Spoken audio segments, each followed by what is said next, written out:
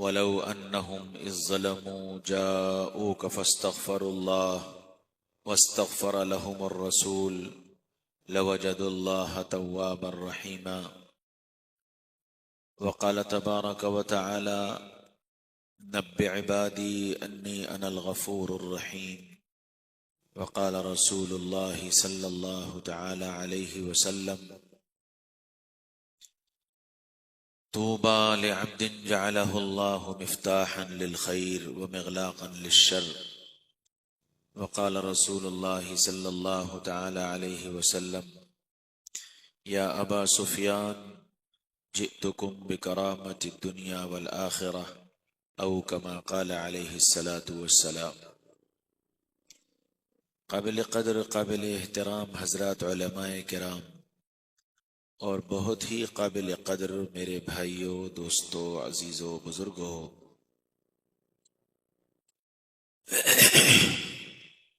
دنیا کا دستور یہ ہے کہ جس سے محبت ہوتی ہے اس سے سب سے زیادہ شوق ملنے کا ہوتا ہے.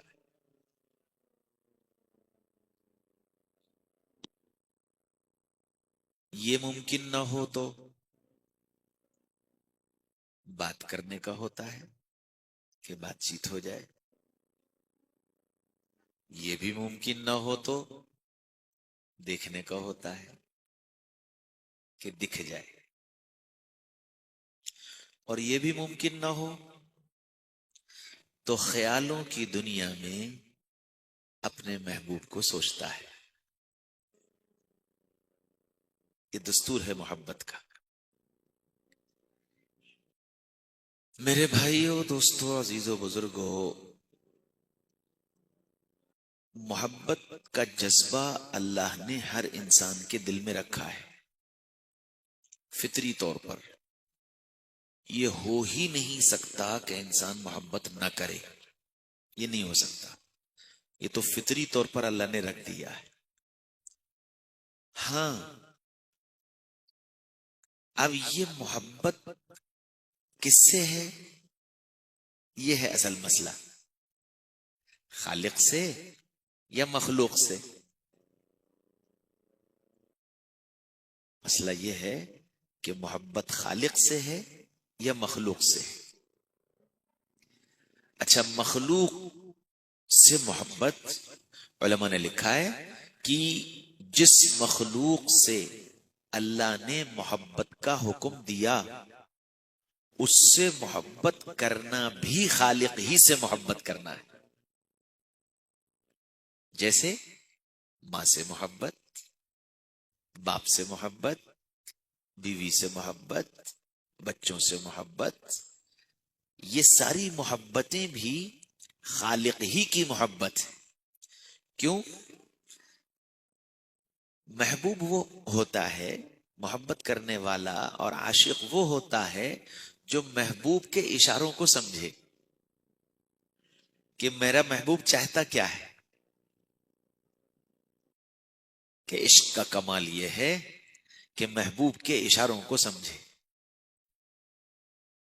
اور عشق کا کمال یہ ہے کہ محبوب کی ہر بات اس کو اچھی لگے. یہاں تک کہ دنیا میں محبت کا دستور یہ ہے کہ ایک آدمی کو نیند آ رہی ہوتی ہے، تھکا ہوا ہوتا ہے، لیکن محبت کرنے والے کا فون آ جائے تو نیند بھی غائب اور تھکن بھی غائب. اور پھر کب رات گزر گئی پتہ ہی نہیں چلتا. کیوں؟ محبوب کا فون آ گیا، دوست کا فون آ گیا.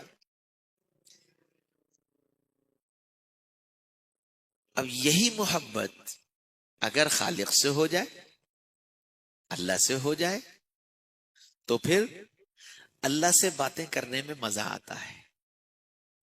اور جو اللہ سے عشق کرتے ہیں ان کی تمنا یہ ہوتی ہے کہ رب کا دیدار مل جائے. الٹی ہی چال چلتے ہیں دیوانہ گانے عشق، آنکھوں کو بند کرتے ہیں دیدار کے لیے.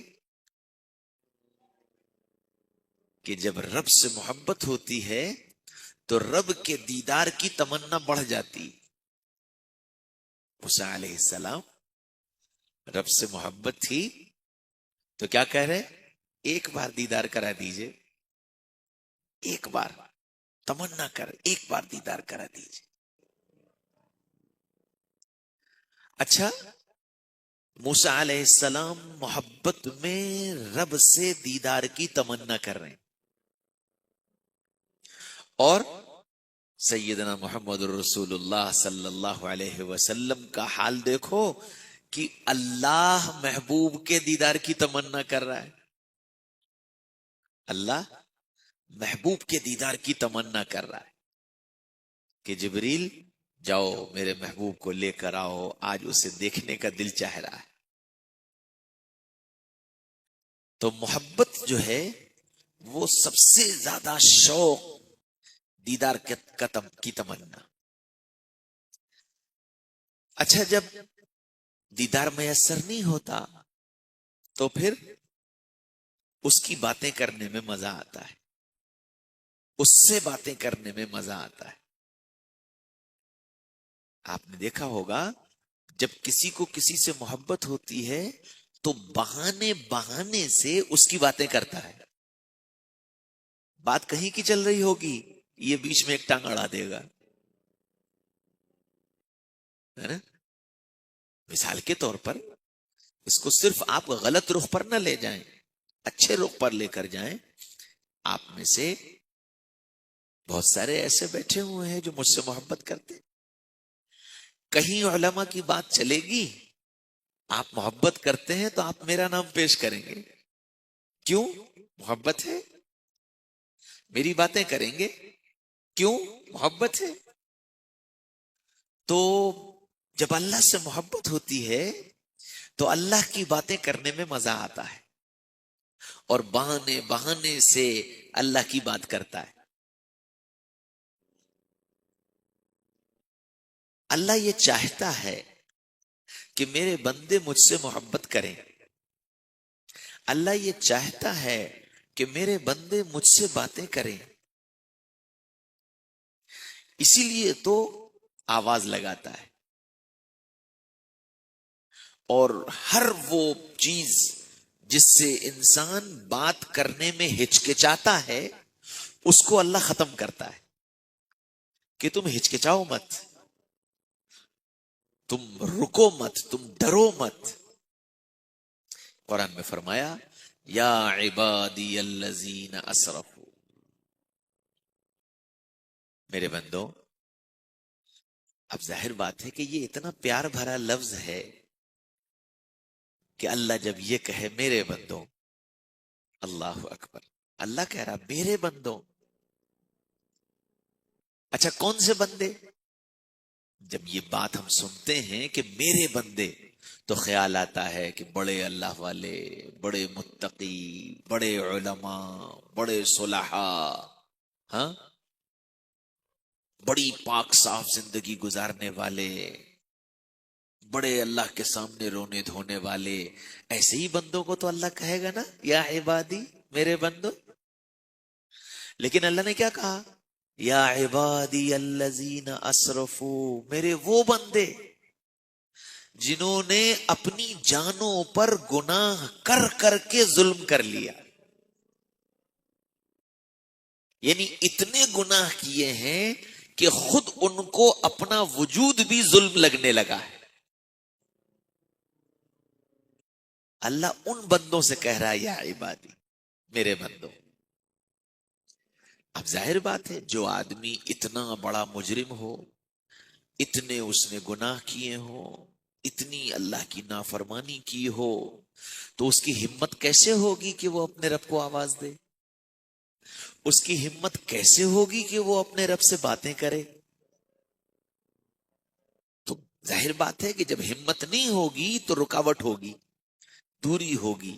اللہ اس کو ختم کرنا چاہتے ہیں کہ میرے وہ بندوں جنہوں نے ظلم کر لیا، گناہ کر لیے، نافرمانی کر لی، بغاوت کر لی، لا تقنطوا من رحمت اللہ، تم مجھ سے مایوس مت ہو، مجھ سے نا امید مت ہو، کیوں پریشان ہوتے ہو؟ ان اللہ یغفر الذنوب جميعا، اللہ تو تمہارے سارے گناہوں کو معاف کرنے کے لیے بیٹھا ہے۔ پھر دوسری جگہ کہا کہ میرا بندہ معافی کے لیے نہیں آ رہا، شاید اس کو کسی نے بتایا نہیں۔ میرا بندہ معافی کے لیے نہیں آ رہا، شاید اس کو کسی نے بتایا نہیں، تو محمد رسول اللہ صلی اللہ علیہ وسلم پر قرآن کی آیت اتاری، نبئ عبادی، نبئ عبادی، میرے بندوں کو بتا دو، میرے بندوں کو بتا دو، انی انا الغفور الرحیم، میں بہت معاف کرنے والا ہوں، بہت رحم کرنے والا ہوں، میرے بندوں کو بتا دو۔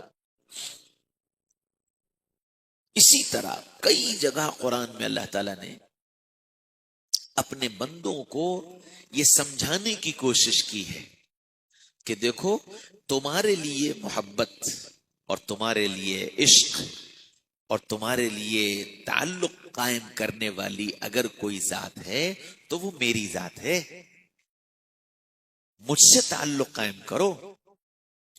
تم دنیا میں جن لوگوں سے تعلق قائم کر رہے ہو، جن لوگوں سے تم امید باندھ رہے ہو، یہ کتنے دن کے ہیں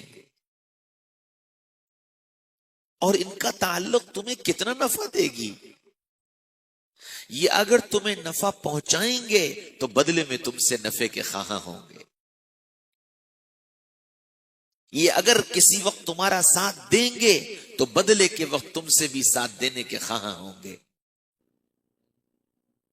یہ اگر کسی وقت تمہاری حمایت میں کھڑے ہوں گے تو بدلے میں یہ تم سے بھی اپنی حمایت میں کھڑا ہونے کے خواہاں ہوں گے۔ میں تم سے ایسی محبت کرتا ہوں کہ مجھے بدلے میں تم سے کچھ نہیں چاہیے، مجھے بدلے میں تم سے کچھ نہیں چاہیے، ہاں بس میں یہ چاہتا ہوں کہ تم میرے بن جاؤ، مجھ سے باتیں کرو، مجھ سے دل لگاؤ، میرا عشق اور میری محبت اپنے دل میں بساؤ، ایسا عشق اور ایسی محبت دل میں بساؤ کہ رب کے دیدار کی چاہت پیدا ہو جائے، رب سے ملاقات کا شوق پیدا ہو جائے۔ اور یاد رکھو، جب اللہ سے ملاقات کا شوق پیدا ہو جاتا ہے تو موت کا ڈر نکل جاتا ہے اور موت اچھی لگنے لگتی ہے، موت اچھی لگنے لگتی ہے۔ اے موت جلد آ کہ جھگڑا کہیں چکے، کب تک غم فراق کے صدمے اٹھائے دل۔ ہاں، جب محبت کی آگ جل جاتی ہے اور اللہ کے دیدار کا شوق بڑھ جاتا ہے تو پھر دنیا کی زندگی اس کو جھمیلا لگتی اور یہ سمجھتا ہے کہ جب تک اس دنیا میں موجود ہوں رب کا دیدار میسر نہیں ہوگا، اس دنیا سے چھٹکارا ملے تو رب کا دیدار ملے، تو وہ تمنا کرتا ہے۔ اور پھر جب ایسے بندوں کے دنیا سے جانے کا وقت آتا ہے تو آسمان پر شادیانے بجتے ہیں، فرشتے خوش ہوتے ہیں، اللہ خوش ہوتا ہے، آج میرا محبوب آ رہا ہے، آج مجھ سے محبت کرنے والا آ رہا ہے۔ زمین روتی ہے، آسمان کے وہ دروازے روتے ہیں جن سے اس کے محبت بھرے عمل جایا کرتے تھے۔ آسمان سے ایک فرشتہ اعلان کرتا ہے رب کی طرف سے، ارجعی الی ربک راضیۃ مرضیہ، آ جاؤ، آ جاؤ اپنے رب کے پاس اس حال میں کہ تمہارا رب بھی تم سے راضی اور تم بھی اپنے رب سے راضی، اپنے رب کے پاس آ جاؤ۔ اور یہ دنیا سے جانے والا جس وقت اس صدا کو سنتا ہے ارجعی الی ربک راضیۃ مرضیہ فادخلی فی عبادی وادخلی جنتی. جب یہ صدا اس کے کان میں آتی ہے تو اس کی روح ایسی تڑپتی ہے اور باہر نکلنے کو بے چین ہوتی ہے کہ حدیث پاک میں فرمایا گیا یوں جسم سے نکل جاتی ہے جیسے آٹے میں سے بال. موت کو اللہ اتنا آسان بنا دیتے ہیں. ورنہ جبریل اسرائیل علیہ السلام خود خبر دے چکے ہیں کہ موت کی سختی کتنی ہے. یا رسول اللہ ریشم کے کپڑے کو کانٹے پر ڈال کر مہینوں پڑا رہنے دیا جائے پھر اس کے ایک کونے کو پکڑ کر کھینچا جائے جیسے ریشم کے کپڑے کا تار تار جدا ہو جاتا ہے. جب میں کسی کی جان نکالتا ہوں تو اس کے جسم کا تار تار جدا ہو جاتا ہے. ہاں لیکن رب کی محبت کا جام جس نے پی لیا ہے اس کی موت ایسے آتی ہے جیسے آٹے میں سے بال نکل گیا. بال نکلنے پر آٹے میں بھی حرکت نہیں ہوتی. ایسے ہی اس جانے والے کا پتہ ہی نہیں چلتا. ایک بزرگ تھے اپنے متعلقین کے بیچ میں بیٹھے ہوئے تھے بات کر رہے تھے. اچانک دروازے کی طرف نگاہ اٹھا کر دیکھی اور یوں کہا السلام علیکم. آگے اور لا الہ الا اللہ محمد الرسول اللہ پڑھا اور چلے گئے. ہاں یہ ابھی کی بات ہے, میری خود ملاقات ہے ان سے. ہاں میرے بھائیوں دوستوں عزیزوں بزرگوں, جب اللہ سے پیار ہوتا ہے اللہ سے محبت ہوتی ہے تو ایک عطار کی دکان پر ایک اللہ کا بندہ پہنچا اور جا کر کہنے لگا کہ یہاں کوئی صاف ستھری جگہ ہے جہاں کوئی پڑھ کے مر جائے. تو وہ دکان والا سمجھا دیوانہ آدمی پاگل آدمی, اس نے کہہ دیا ہاں یہاں مر جا. وہ جا کے وہاں لیٹ گئے اور اللہ کے پیارے ہو گئے. موت اتنی آسان ہو جاتی ہے. خدا کی قسم اگر اللہ میرے تمہارے دل سے موت کا ڈر نکال دے تو پھر دنیا اور دنیا کے حالات اور دنیا کی طاقتیں اور دنیا کی چیزیں ان چیزوں سے رائی کے دانے کے برابر دل پر تاثر نہیں پیدا ہوگا. سیدنا محمد رسول اللہ صلی اللہ علیہ وسلم نے صحابہ کے دل میں موت کی محبت ڈال دی تھی, اللہ سے ملاقات کی محبت ڈال دی تھی. جب وہ محبت آ گئی تو کیا ہوا, کھجور کھا رہے ہیں اور کھجور کھاتے کھاتے کہہ رہے ہیں اس کھجور کھانے میں دیر لگ رہی ہے, مجھے پہاڑ کے پیچھے سے جنت کی خوشبو آ رہی ہے. بیٹھے دعا کر رہے ہیں یا اللہ کل دشمن سے مقابلہ ہو اور دشمن ایک تیر مارے اور تیر یہاں لگے اور خون کا فوارہ چھوٹے اور میں شہادت کا جام پی لوں. اور اگلا دن آیا سب کچھ ویسے ہی ہوا جیسے دعا مانگی تھی. تیر یہاں آ کر لگا, خون کا فوارہ چھوٹا, بے ساختہ دل سے آواز آئی فزت ورب الکعبہ, رب کعبہ کی قسم میں تو کامیاب ہو گیا. کیا رب سے محبت ہوگی اور کیا رب کے دیدار کا شوق ہوگا. تو یہ محبت کا جذبہ تو میرے تمہارے سب کے پاس ہے. تھوڑا سا کام کرنا ہے, تھوڑا سا کام کرنا ہے, رخ موڑنا ہے.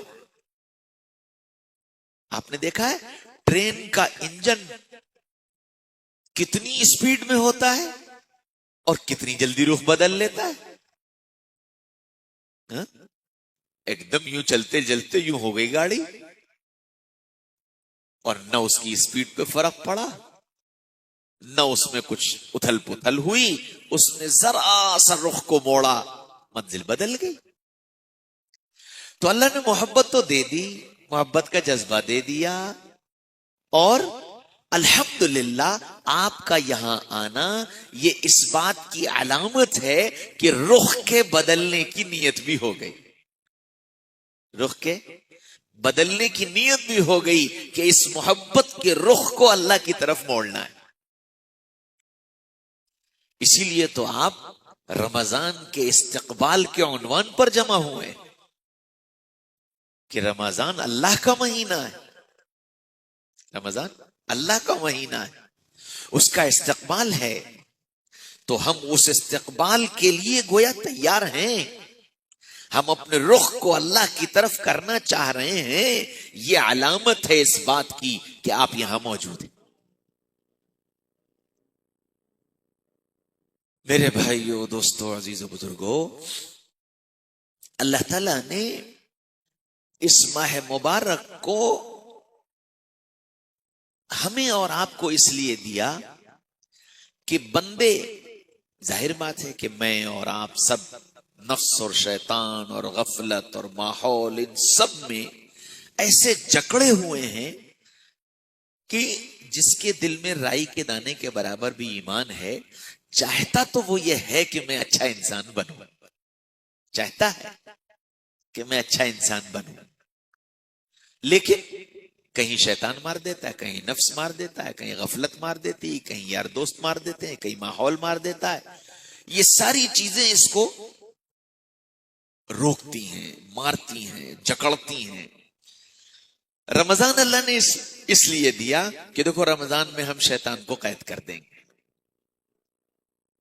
ایک کام تو یہ کریں گے، دوسرا کام تمہارے اوپر جو غفلت طاری ہے اس غفلت کو دور کرنے کا بھی انتظام ہم یہ کر دیں گے کہ تمہارے سامنے بار بار لوگوں کی آمد و رفت اور لوگوں کا تذکرہ، لوگوں کی تسبیح، لوگوں کا قرآن، لوگوں کا نماز، لوگوں کی خیر خیرات، لوگوں کے اچھی باتیں کرنا، اچھی باتیں سنانا، یہ تمہارے سامنے اتنا ہوتا رہے گا کہ یہ غفلت بھی دور ہو جائے گا۔ اچھا، نفس جو ہے وہ شیطان کے اشارے پر زیادہ اچھلتا ہے، اچھلتا تو ہے لیکن جب باہر سے شیطان کی طاقت مل جاتی تو زیادہ اچھلنے لگتا ہے۔ اللہ جب شیطان کو قید کر دیتے ہیں تو یہ بھی اندر سے تھوڑا قابو میں آ جاتا ہے۔ اچھا، پھر نفس اچھلتا جب زیادہ ہے جب اس کو کھانا ملتا ہے، جب اس کو کھانا ملتا ہے، اس کو غذا ملتی ہے، اس کو قوت ملتی ہے تو یہ زیادہ اچھلتا ہے۔ اللہ نے روزہ دیا، فرمایا کہ روزے سے کیا ہوگا کہ تمہاری نفسانی خواہش ٹوٹ جائے گی، تمہارا نفسانی جذبہ ٹوٹ جائے گا۔ اچھا، اب شیطان بھی قید ہو گیا، نفس کا جذبہ بھی ٹوٹ گیا، غفلت کو دور کرنے کے جو اسباب ہو سکتے تھے اللہ نے وہ بھی مہیا کر دیے، تو اب تمہارے لیے ہمارے قریب آنا اور بہت آسان ہو جائے گا۔ اس لیے اللہ نے یہ رمضان کا مہینہ دیا کہ پورے سال تم اگر نہیں کر پائے تو کم سے کم اب وہ ساری رکاوٹیں جو تم کو روکے ہوئے تھیں ہم ذرا ان کو پیچھے کیے دیتے ہیں، تم میرے پاس آ جاؤ، تم میرے بن جاؤ۔ اس لیے اللہ تعالیٰ نے یہ رمضان کا مہینہ دیا۔ تو دو کام کرتے ہیں، پہلا کام تو آپ یہ کرتے ہیں کہ اپنے متعلقین، رشتہ دار، یار دوست، ان سے اپنی غلطیوں کی معافی مانگتے ہیں کہ بھائی حج کرنے جا رہے ہیں، معاف کر دو، جو کچھ ہو گیا معاف کر دو۔ تو حج بھی اللہ کا ایک حکم ہے، اس کا بھی ایک مہینہ ہے، رمضان بھی اللہ کا حکم ہے، اس کا بھی ایک مہینہ ہے۔ تو علماء یوں کہتے ہیں کہ جیسے تم حج میں اپنے گناہوں سے معافی مانگ کر، اپنے رشتہ داروں سے معافی مانگ کر تم داخل ہوتے ہو، رمضان میں بھی اسی طرح داخل ہو، اپنے گناہوں سے معافی مانگ کر داخل ہو، اپنے ان رشتہ داروں سے جن سے تم ناراض ہو یا وہ تم سے ناراض ہیں، ان سے معاملات کو صاف کر کے رمضان میں داخل ہو۔ کیوں؟ اس لیے کہ اللہ کا حق، اللہ مہربان ہے، ہم معافی مانگیں گے تو بھی معاف کرے گا، اور وہ کریم ذات ایسی ہے کہ اگر معافی نہ بھی مانگ پائے تو اپنے کرم کے طفیل وہ اسے معاف کر دے گا۔ لیکن بندوں کا حق، بندوں کا مسئلہ یہ ہے کہ جیسے ہم کو ضرورت ہے ان کو بھی ضرورت ہے۔ اچھا، جب کسی آدمی کو کہیں سے ایسے حال میں جب کوئی راستہ نظر نہ آ رہا ہو اور انکم کی شکل نظر آ جائے کہ بھائی ایک آدمی کو کسی کام کے لیے 2 لاکھ روپے چاہیے تھے اور کوئی راستہ نظر نہیں آ رہا تھا کہ جی کہاں سے آئیں گے 2 لاکھ روپے، اچانک اس نے ڈائری اٹھائی اور ڈائری میں لکھا ہوا تھا کہ جی مولانا آدم مصطفیٰ کے پاس میرے 2 لاکھ روپے ادھار ہیں۔ ہاں؟ تو سارے کام چھوڑ چھاڑ یہ بھاگ کر مولانا آدم مصطفیٰ کے پاس آئے گا کہ جی مول صاحب وہ میرے 2 لاکھ روپے دے دو، آئے گا کہ نہیں آئے گا؟ بالکل اسی طرح کل قیامت کے میدان میں جب اللہ تعالیٰ نیکیاں اور برائیاں تول رہے ہوں گے اور اس کی نیکیاں کم ہو رہی ہوں گی اور برائیاں زیادہ ہو رہی ہوں گی، اس کو ضرورت ہوگی نیکیوں کی، اب یہ بھاگے گا ماں کے پاس، باپ کے پاس، بھائی کے پاس، بہن کے پاس، بیوی کے پاس، بیٹے کے پاس۔ قرآن نے بیان کیا یوم یفر المرء من اخیہ وامہ وابیہ وصاحبتہ وبنیہ، سب کے پاس جائے گا، میری یہ ضرورت ہے میری مدد کر دو، میری یہ ضرورت ہے میری مدد کر دو، میری یہ ضرورت ہے میری مدد کر دو، اور سب اس سے منہ موڑ لیں گے، سب اس سے منہ موڑ لیں گے کہ نہ ہم سب یہ رشتے ہمارے تمہارے دنیا کے تھے، یہاں کچھ نہیں۔ پھر اس کو بتایا جائے گا کہ جی فلاں نے تمہاری غیبت کی تھی، فلاں نے تمہارا پیسہ دبایا تھا، فلاں نے تمہارا حق مارا تھا، تو یہ اب اس کے پاس نہیں جائے گا، اب یہ اللہ سے کہے گا اللہ میری غیبت کا بدلہ دلوائیے، میرے جو پیسے مارے گئے تھے اس کا پیسہ دلوائیے، بدلہ دلوائیے، میری جو زمین دبائی گئی تھی اس کا بدلہ دلوائیے، اور اس کے نام اعمال سے اس کے نام اعمال میں ٹرانسفر مار دیا جائے گا، وہ خالی ہو جائے گا اور یہ اس کی ضرورت پوری ہو جائے گی۔ اس لیے کل قیامت کے میدان میں کوئی کسی کو معاف نہیں کرے گا، ہر ایک اس چکر میں ہوگا کہ پہلے میرا مسئلہ حل ہو جائے، میرا مسئلہ حل ہو جائے۔ تو آسان راستہ کیا ہے کہ دنیا میں معاف کرا لو، دنیا میں معاف کرا لو جس سے بھی ناراضگی۔ اچھا دیکھو، محمد رسول اللہ صلی اللہ علیہ وسلم نے مجھے تمہیں یہ بتایا کہ دیکھو میری عادت یہ ہے، اور تم اگر یہ چاہتے ہو کہ میں نبی والا بنوں، تم اگر مجھ سے محبت کرتے ہو تو میری عادت کو اپنی عادت بناؤ۔ نبی کی عادت کیا تھی؟ سل من قطعک، جو رشتہ توڑے اس سے جوڑ لو، یہ نبی کی عادت تھی۔ واعف عمن ظلمک، جو تم پر ظلم کرے، زیادتی کرے، تم کو تکلیف پہنچائے، اس کو معاف کر دو، یہ میری عادت ہے۔ اور کیسا معاف کیا؟ اللہ اکبر، حضرت حمزہ رضی اللہ عنہ وہ ہیں جنہوں نے رسول اللہ صلی اللہ علیہ وسلم کو مکہ میں اس وقت سہارا دیا تھا جب چاروں طرف سے لوگ رسول اللہ صلی اللہ علیہ وسلم کے دشمن بنے ہوئے تھے۔ ابو جہل بیت اللہ میں محمد رسول اللہ کو مارنے کی پلاننگ بنا رہا تھا، نماز کی حالت میں کپڑا ڈال کر گردن میں پھندا لگا کر اس نے کھینچا تھا،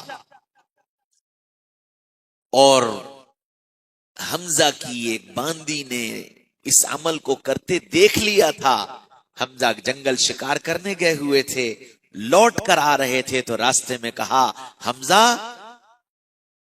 تیرے بھتیجے کے ساتھ اس لیے ظلم کیا جاتا ہے کہ وہ یتیم ہے؟ اوہو، حضرت حمزہ رضی اللہ عنہ کو غیرت آئی اور سیدھے بیت اللہ پہنچے، اور بیت اللہ پہنچ کر اپنی کمان اتاری اور اتار کر سیدھے ابو جہل کے سر پہ ماری. میرے بھتیجے پر تو اس لیے ظلم کرتا ہے کہ وہ یتیم ہے؟ سن، وہ یتیم نہیں ہے، میں اس کے ساتھ ہوں. اشہد ان لا الہ الا اللہ واشہد ان محمدا عبدہ ورسولہ. اور پھر حضرت حمزہ رضی اللہ عنہ نے آپ کا وہ ساتھ دیا، اللہ اکبر، کہ نبی پاک صلی اللہ علیہ وسلم نے ان کی دلیری، ان کی بہادری، اس کو دیکھ کر یوں کہا تھا اسد اللہ و اسد رسولہ، کہ حمزہ تو اللہ اور اس کے رسول کا شیر ہے. ان حمزہ رضی اللہ عنہ کی شک کو احد کے موقع پر شہید کر دیا گیا. اور شہید کرنے والا کون؟ ابو سفیان کی بیٹی ہندا اور ابو سفیان کا غلام وحشی. وحشی نے حضرت حمزہ کو مارا اور پھر ہندا نے آپ کے سینے پہ بیٹھ کر ناک کاٹے، کان کاٹے اور اس کا ہار بنایا اور اپنے گلے میں ڈالا، سینہ چیرا، کلیجہ نکال کر اپنے دانتوں سے حضرت حمزہ کے جسم پر بیٹھ کر چبایا. رسول اللہ صلی اللہ علیہ وسلم کو اتنی تکلیف ہوئی ہے کہ اللہ کے رسول نے حضرت حمزہ کی نماز جنازہ 70 مرتبہ پڑھی ہے، 70 مرتبہ. اور نماز جنازہ کا بعد جب اللہ کے رسول احد سے واپس مدینے آئے ہیں تو مدینے میں آ کر آپ نے یوں کہا ہائے، آج مدینہ میں کوئی میرے چچا پر رونے والا نہیں ہے. عورتوں سے یوں کہا کہ تم کم سے کم میرے چچا کے لیے رو. ہر گھر میں حمزہ کی شہادت پر کوہرام مچا تھا. ایک وقت آیا، وحشی جب مکہ فتح ہوا ہے، اللہ کے رسول مکہ مکرمہ پہنچے ہیں، تو وحشی اور ہندا ان کے دل میں یہ خیال آیا کہ آج رات بیت اللہ میں محمد صلی اللہ علیہ وسلم ڈیوٹی لگائیں گے کہ کون وحشی کی گردن مارے گا، کون ہندا کی گردن مارے گا، کون ابو سفیان کی گردن مارے گا، کون فلاں کی گردن مارے گا، کون فلاں کی گردن مارے گا. آج یہ ڈیوٹی لگے گی، چلو سن کے آئے ہمیں کون مارے گا. یہ سننے آئے ہندا اور وحشی بیت اللہ کے اندر. اچھا، یہاں بیت اللہ میں آئے تو کیا دیکھا؟ کوئی سجدے میں پڑا ہے، کوئی رکوع میں ہے، کوئی قیام میں ہے، کوئی بیت اللہ سے چمٹا ہے، کوئی ملتزم سے چمٹا ہے، کوئی حجر اسود بوسہ دے رہا ہے، کوئی حتیم میں رو رہا ہے، کسی کی چیخیں نکل رہی ہیں، اور ہر طرف دعاؤں میں ایک دعا کامن جو سنائی دے رہی ہے، اللہم اغفر لقومی فإنہم لا یعلمون. اے اللہ میری قوم جانتی نہیں، آپ انہیں معاف کر دیجئے، آپ انہیں معاف کر دیجئے، آپ انہیں معاف کر دیجئے. یہ بات ہندا نے بھی سنی، وحشی نے بھی سنی. دل کی دنیا بدلی. صبح ہوئی، وحشی رسول اللہ کی خدمت میں حاضر ہوئے تو رسول اللہ صلی اللہ علیہ وسلم نے چہرہ پھیر لیا. اب وحشی بولے، اور وحشی رسول اللہ کے سامنے نقاب ڈال کر آئے تھے. لوگ یہ سمجھے کہ یہ رسول اللہ پر حملہ کرنے آئے. تو حضرت عمر نے کہا یا رسول اللہ وحشی ہے، اجازت دیجئے گردن مار دوں. فرمایا ٹھہرو، اس کی بات سن لو. وہ قریب آئے، کہنے لگے کہ یا رسول اللہ کیا میرے لیے بھی معافی ہے؟ کیا میرے لیے بھی معافی ہے؟ فرمایا الاسلام یہدم ما کان قبلہ. ہاں، تم اللہ کے ایک ہونے کی گواہی دو اور محمد صلی اللہ علیہ وسلم کو اللہ کا رسول مان لو، اللہ تمہاری غلطیوں کو معاف کر دے گا. اور جب اللہ معاف کر دے گا تو پھر رسول اللہ بھی تمہیں معاف کر دیں گے. کلمہ پڑھا, ایمان میں داخل ہو گئے. پھر یوں کہا, وحشی میں نے تمہیں معاف کر دیا اور اللہ نے بھی تمہیں معاف کر دیا اور تم رضی اللہ عنہ بن گئے, لیکن وحشی تم کو دیکھ کر مجھے اپنے چچا کی یاد آ جاتی ہے, اس لیے اگر ہو سکے تو میرے سامنے مت آنا, میرے سامنے مت آنا. اور وحشی نے ساری زندگی اس کو نبھایا کہ پھر کبھی رسول اللہ کے چہرے انور کے سامنے آ کر کھڑے نہیں ہوئے. اس سے بڑا ظلم ہو سکتا ہے کوئی؟ اس سے بڑا ظلم ہو سکتا ہے کوئی؟ اور اس ظلم کو رسول اللہ نے معاف کیا ہے. واعف عمن ظلمک. ہاں, مجھ سے محبت کرتے ہو, میرے جیسا بننا چاہتے ہو, تو جس نے تمہیں ستایا ہے اس کو اللہ کے لیے معاف کر دو. اور میں معاف کر دوں گا تو مجھے کیا ملے گا؟ میں معاف کر دوں گا تو مجھے کیا ملے گا؟ فرمایا کہ تم جتنا بندوں کو معاف کرو گے اللہ تمہیں اتنا معاف کر دے گا. حضرت مولانا الیاس صاحب رحمت اللہ علیہ حضرت مولانا زکریا صاحب کے پاس بیٹھے ہوئے تھے. مولانا زکریا صاحب کے ایک خادم تھے ابو الحسن, تو وہ ظاہر بات ہے دن بھر میں 85 کام کرتے تھے. کبھی کوئی کام غلط ہو گیا, کبھی کچھ صحیح ہو گیا. جب غلطی ہوتی تو شیخ کو غصہ آتا, ابو الحسن یہ کیا کر دیا؟ حضرت غلطی ہو گئی, معاف کر دی. حضرت معاف کر دیتے. 2 دن 4 دن مستقل یہی چلتا رہتا. اس دن کوئی کام کہا اور وہ کچھ بھول گئے, نہیں کیا, آ گئے ابو الحسن وہ کام ہو گیا, ارے حضرت بھول گیا, حضرت غلطی ہو گئی, معاف کر دیجئے. تو حضرت مولانا زکریا صاحب کو غصہ آ گیا, کہنے لگے کتنا معاف کروں, کتنا معاف کروں. جب دیکھو الٹے سیدھے کام کر کے چلا آتا ہے اور کہتا ہے معاف کر دو, معاف کر دو, معاف کر دو, کتنا معاف کروں. حضرت مولانا الیاس صاحب رحمت اللہ علیہ نے مولانا زکریا صاحب کے کان میں کہا, زکریا اپنے اللہ سے اپنے لیے جتنی معافی چاہتے ہو بندوں کو اتنا معاف کر دیا کرو. ہاں, تو ہم معاف کر کے اور معافی مانگ کے رمضان میں داخل ہوں دل سے.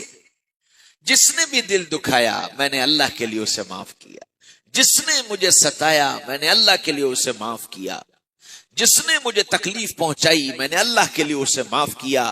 خدا کی قسم اس معافی پر اللہ ایسا دل کا سکون دیں گے اور ایسا دلی اطمینان دیں گے جس کو آپ خود محسوس کر لو کہ میں نے اللہ کے لیے معاف کر دیا, میں نے اللہ کے لیے معاف کر دیا.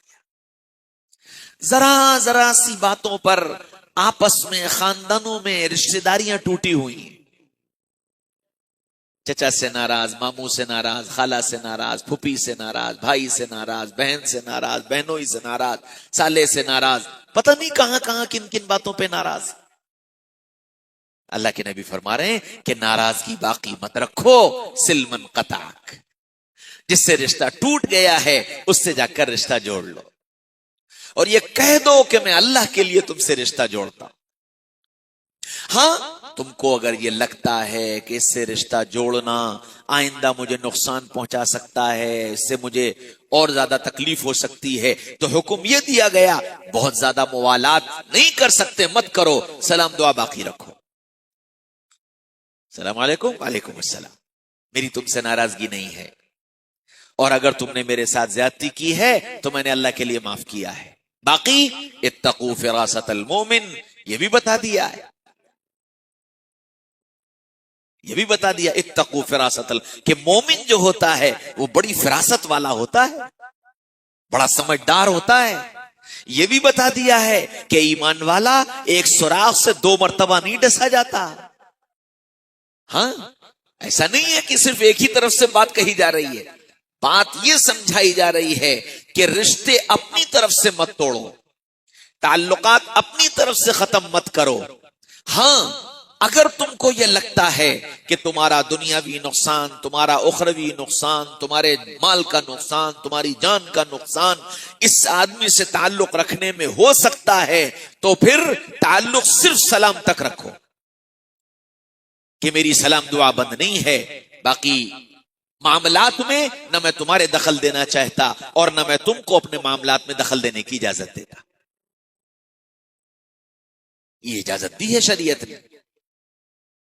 فراست سے کام لینا، سمجھداری سے کام لینا، دشمن کی چالوں کو سمجھنا، یہ ساری چیزیں ضروری ہیں۔ ہاں، رشتہ داریوں میں جتنا نبھا سکتے ہو اتنا نبھانے کی کوشش کرو۔ کوئی تم سے نہیں ملتا، نہ ملے، میں تو اللہ کے لیے ملنے جاؤں گا۔ کوئی تم کو اپنے ہاں نہیں بلاتا، نہ بلائے، میں تو اللہ کے لیے جاؤں گا۔ آج کا مسئلہ کیا ہے کہ جی میں نے نہیں بلایا تو آپ بھی نہیں بلاؤ گے، میں نہیں آیا تو آپ بھی نہیں آؤ گے، میں نہیں گیا تو میری اولاد بھی نہیں جائے گی، آپ نہیں آئے تو آپ کی اولاد بھی نہیں آئے گی۔ یہ چیز غلط ہے۔ ایک آدمی چھوٹا بن جائے سارے مسئلے حل ہو جاتے ہیں۔ کتنی آپس کی بدمزگیاں صرف ناک کی وجہ سے بنی ہوئی ہیں۔ میں کیوں چھوٹا بن جاؤں؟ اور اللہ کے نبی صلی اللہ علیہ وسلم نے فرمایا کہ اگر کہیں تم کو چھوٹا بننا پڑ جائے اور اس چھوٹا بن جانے سے مسئلے کا حل ہو سکتا ہو تو تم چھوٹے بن جانا، اور اس چھوٹا بن جانے کی وجہ سے اگر تمہاری عزت چلی جائے یا تمہاری عزت پر آنچ آ جائے تو کل میرے پاس آ جانا، میں حوض کوثر پر تمہاری عزت تمہیں لوٹا دوں گا۔ میں حوض کوثر پر تمہاری عزت تمہیں لوٹا دوں گا۔ دنیا کی عزت تو 3 دن کی، 4 دن کی، 10 دن کی، 20 دن کی، لیکن وہ جو عزت ملے گی وہ ہمیشہ ہمیشہ کی ہوگی۔ اب جب یہ بات ذہن میں ہوگی تو پھر آپس کے تعلقات کا نبھانا، ایک دوسرے کو معاف کرنا آسان ہو جائے گا۔ تو فرمایا کہ رمضان میں سب سے معافی تلافی کر کے داخل ہو، اللہ سے بھی معافی کر لو اور بندوں سے بھی معافی کر لو کہ بھائی رمضان شروع ہو رہا ہے، مجھے اللہ کے لیے معاف کر دو۔ رمضان شروع ہو رہا ہے، مجھے اللہ کے لیے معاف کر دو، اور اللہ سے بھی معافی مانگ لو۔ اللہ غفلت میں گزر گیا، یہ رمضان آ رہا ہے، میں تجھ سے معافی مانگ کر تیرے اس مبارک مہینے میں داخل ہو رہا ہوں۔ اس کا استقبال ہی یہی ہے کہ ہم اپنے کو پاک صاف کر کے دنیاوی معاملات سے اور آخرت کے معاملات سے پاک صاف کر کے اس مہینے میں داخل ہوں۔ یہ اس کا استقبال ہے۔ رمضان کا اکرام یہ ہے کہ روزے کا اہتمام کیا جائے، روزے کا اہتمام کیا جائے۔ معذوری ہے، بیماری ہے، آج کل عام طور سے جو شوگر کے مریض ہوتے ہیں ڈاکٹرز ان کو روزہ رکھنے کو منع کرتے ہیں کہ شوگر ڈاؤن ہو جائے گی یا نقصان ہوگا، یا اور وجوہات ہوتی ہیں روزہ نہ رکھنے کی۔ فرمایا کہ اگر تم کسی عذر سے روزہ نہیں رکھ رہے ہو تو روزے داروں کے سامنے اپنے آپ کو روزے دار جیسا بنائے رہو۔ یہ روزے کا احترام ہے۔ جیسے حج کرنے میں جانے والا جب احرام باندھ لیتا ہے تو وہ ناخن نہیں کاٹتا، وہ بال نہیں کاٹتا، کیوں؟ حالت احرام میں ہے۔ تو ان حالت احرام کے حاجیوں کا اکرام یہ ہے کہ ہم سے یوں کہا گیا کہ ذی الحجہ کا چاند نکل آئے تو تم بھی بال نہ کاٹو اور ناخن نہ کاٹو، یہ ان کا اکرام ہے۔ تو جیسے ان کے اکرام میں تم بال نہیں کاٹتے، ناخن نہیں کاٹتے، ایسے ہی روزے داروں کے اکرام میں اگر تم کسی عذر کی وجہ سے روزہ نہ رکھ پائے ہو تو ان کے سامنے اپنے آپ کو روزے دار جیسا بنائے رکھو۔ روزے کی بے حرمتی مت کرو۔ اس وقت بہت عمومی طور پر یہ مزاج بن گیا ہے، جو لوگ کھانے کا سامان بیچنے والے ہیں، کھانے کے ٹھیلے لگانے والے ہیں، وہ اس بات کا خیال نہیں کرتے، سرے بازار کھانے کے ٹھیلے لگا کر کھڑے ہوتے ہیں اور پھر ان ٹھیلوں پر سرے بازار مسلمان بھی آ کر کے کھا رہا ہوتا ہے۔ اور یہ اللہ کو سخت ناراض کرنے والا عمل ہے، اللہ کو سخت ناراض کرنے والا عمل ہے۔ اپنے اوقات بدل لو، جو کھانے کا کام کرتے ہیں، کھانے کے سامان بیچنے کا کام کرتے ہیں، وہ اپنے سامان بیچنے کے اوقات کو بدل لیں۔ اب تو عام طور سے لوگوں کا مزاج ہی یہ بن گیا ہے رات کو جاگنا دن میں سونا، تو تمہاری دکانداری پہ فرق نہیں پڑے گا۔ ہاں، اہتمام رمضان میں تم ایسا کرو گے تو اللہ برکت اور ڈال دے گا، اللہ برکت اور ڈال دے گا۔ اس لیے رمضان کا احترام کہ ہم روزے داروں کے سامنے کھائیں پیئیں نہیں۔ آپ نے دیکھا ہوگا، خود اپنے گھروں میں بھی دیکھا ہوگا، پرانے زمانوں میں بھی دیکھا ہوگا کہ عورتوں پر جب وہ ایام آتے ہیں جن میں اللہ نے ان کو روزہ رکھنے کی اجازت نہیں دی، تو پہلے زمانے میں وہ عورتیں ایسی خاموشی سے وہ ایام گزارتی تھیں کہ گھر والوں کو نہیں پتا چلتا تھا کہ ہماری ان عورتوں کا روزہ نہیں ہے۔ وہ ایسی خاموشی سے ان ایام کو گزار لیتی تھی کہ پتہ ہی نہیں چلتا تھا کہ ماں کا روزہ نہیں، یا بہن کا روزہ نہیں، یا بیوی کا روزہ نہیں۔ کیوں؟ سبق پڑھایا گیا تھا اہتمام رمضان کا، کہ رمضان کا احترام کرو، رمضان کا احترام کرو۔ رمضان کا تعلق قرآن سے بے انتہا ہے۔ شہر رمضان الذی انزل فیہ القرآن، رمضان وہ مہینہ ہے جس میں اللہ نے قرآن کو اتارا ہے۔ بعض علماء نے لکھا ہے کہ پورا قرآن رمضان میں اللہ نے لوح محفوظ میں جمع کیا، اور ایک روایت یہ ہے کہ پورا قرآن اللہ نے رمضان میں جبریل علیہ السلام کے حوالے کیا، اور پھر وقتاً فوقتاً جو آیات بتائی گئیں وہ آپ لاتے رہے اور محمد رسول اللہ تک پہنچاتے رہے۔ تو قرآن سے خاص نسبت ہے اس مہینے کی۔ اسی وجہ سے آپ نے دیکھا ہوگا عام طور پر، فطری طور پر لوگوں کا ذہن قرآن کی طرف رمضان میں بڑھ جاتا ہے۔ قرآن پڑھنے کا دل چاہتا ہے، قرآن سننے کا دل چاہتا ہے۔